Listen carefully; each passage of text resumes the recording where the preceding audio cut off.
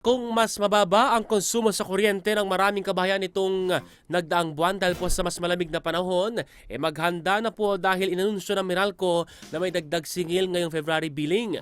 At kahit wala pang ang tag-init, abiso ng Meralco na asahan na masusundan po ang pagtaas na ito sa mga darating na buwan. Narito ang aking report.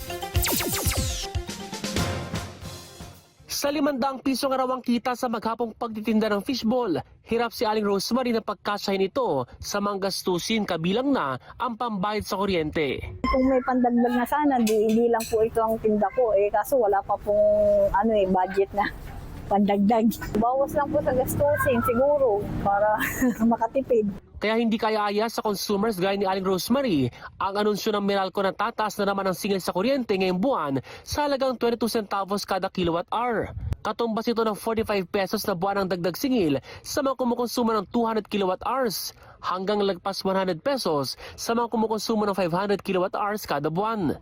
Paliwanag ng Meralco dahil ito sa mataas na transmission at universal charges. Na nagtaas ng almost 8 centavos or 7.7 centavos per kilowatt hour. Dahil po dyan nahila ho yung taxes, kaya nagkaroon din ho ng increase. Pero simula pa lang ito. Dahil papasok ng buwan ng Marso, tag-init kung saan kaliwat kanan ang gamit nating mga appliances mula electric fan hanggang aircon. Huwag mabibigla kung masusundan muli ang dagdag singil sa kuryente. Paliwanag ng Meralco, dahil sa mataas na demand sa kuryente, gagalaw din nila ang presyohan nito sa wholesale electricity spot market. So this puts pressure sa pangkahalatan, sa demand situation. Once that happens, meron din pressure for prices in the spot market to go up. Kasi ang paggalaw naman yan is simply supply and demand. Hindi pa nila masabi kung magkano ang magiging computation lalo't marami nakakapekto sa presyuhan kabilang ang taas-babang halaga ng dolyar, pump prices at iba pa.